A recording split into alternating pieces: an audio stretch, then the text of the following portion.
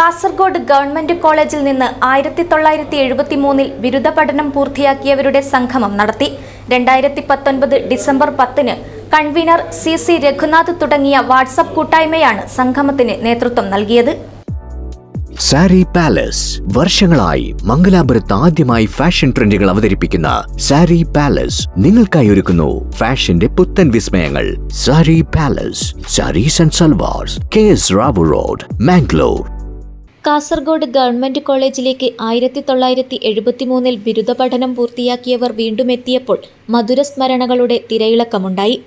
2019 December 10 convener CC Raghunath തുടങ്ങിയ WhatsApp കൂട്ടായ്മയാണ് കലാലയത്തിൽ പൂർവ്വ വിദ്യാർത്ഥി സംഗമത്തിന് നേതൃത്വം നൽകിയത്.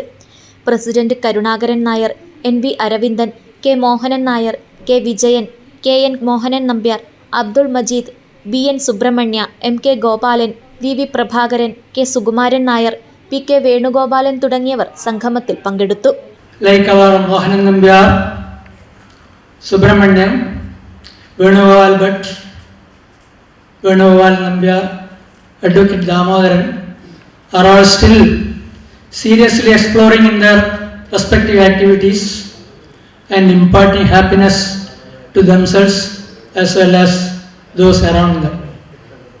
I have mentioned only very few names, but truly speaking, most of our members are very active in their respective fields and imparts a happiness to themselves and to those around them.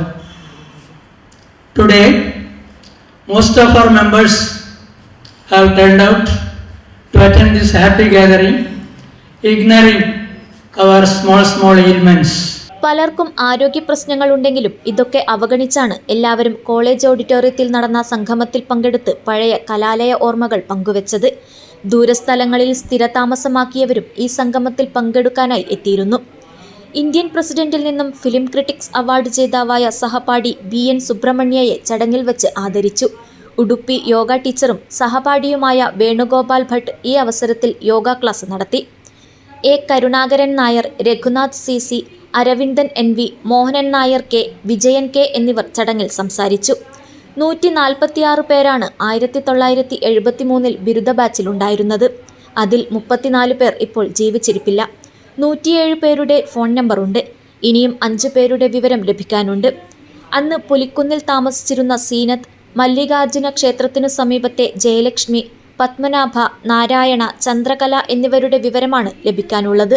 Zeenath ഇംഗ്ലീഷിലും ജയലക്ഷ്മി ജിയോളജിയിലും പത്മനാഭയും ചന്ദ്രകലയും ഇക്കണോമിക്സിലും നാരായണ മാത്സിലും ബിരുദ വിദ്യാർത്ഥികളായിരുന്നു. തങ്ങളുടെ വാർത്തകൾ കണ്ടറിയുന്നവർ ഇവരെക്കുറിച്ചുള്ള വിവരങ്ങൾ നൽകുമെന്നാണ് സഹപാഠികളുടെ പ്രതീക്ഷ. 2019 ഈ batch അംഗങ്ങളുടെ ഗ്രൂപ്പിന്റെ തുടക്കം. പിന്നീട് 2021 ഏപ്രിൽ ആദ്യമായി കാഞ്ഞങ്ങാട്ട് ഒത്തുകൂടി. അന്ന് കോവിഡ് സമയമായതിനാൽ പങ്കെടുത്തത് 30 പേർ മാത്രമാണ്. ഓരോ സംഗമം കഴിയുമ്പോഴും അംഗങ്ങളുടെ എണ്ണം കൂടി വരികയും ഇന്നിത് വലിയൊരു കൂട്ടായ്മയായി മാറുകയുമാണ്. News bureau, Kasaragod.